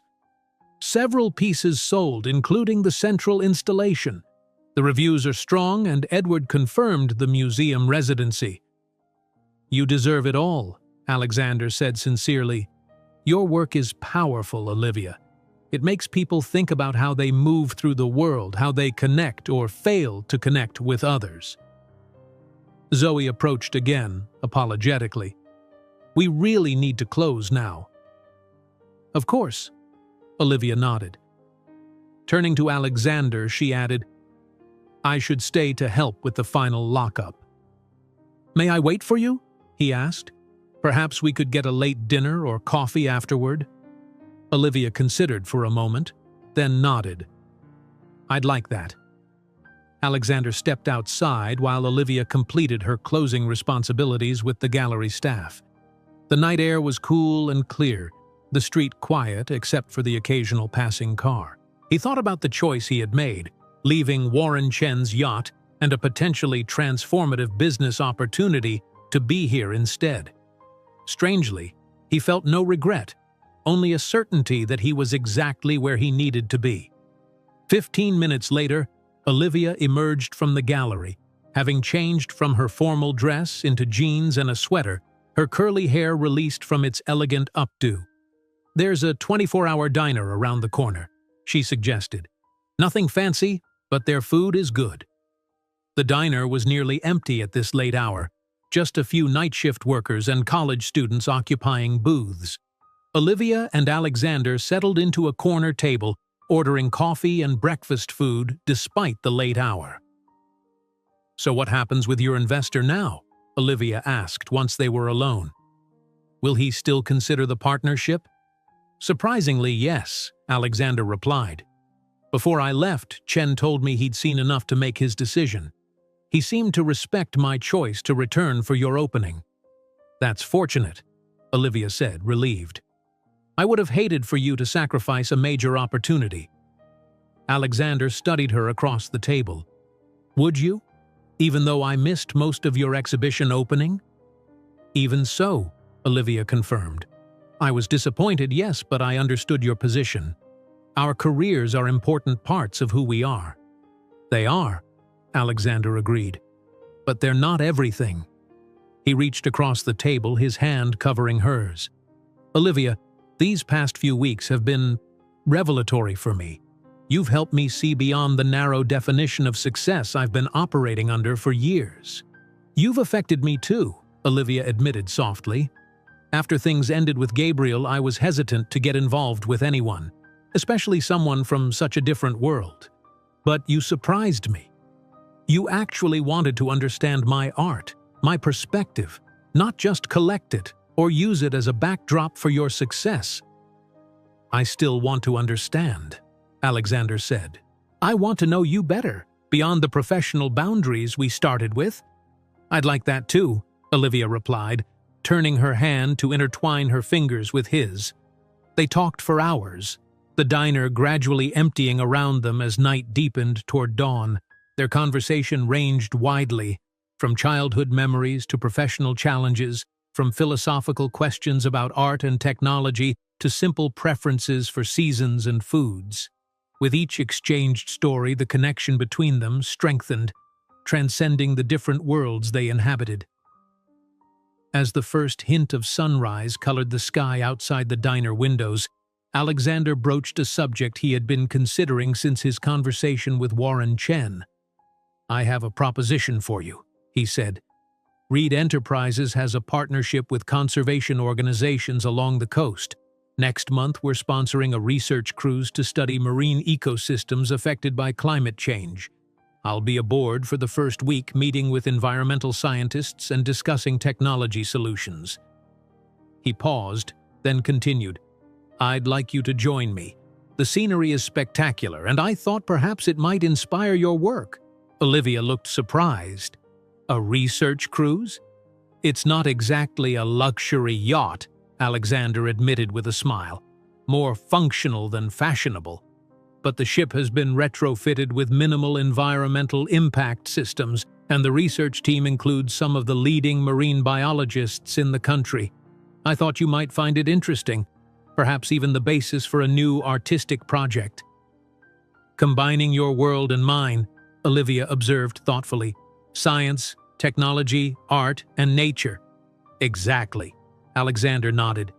No professional expectations, no speech coaching, no corporate agendas, just us, exploring something meaningful together.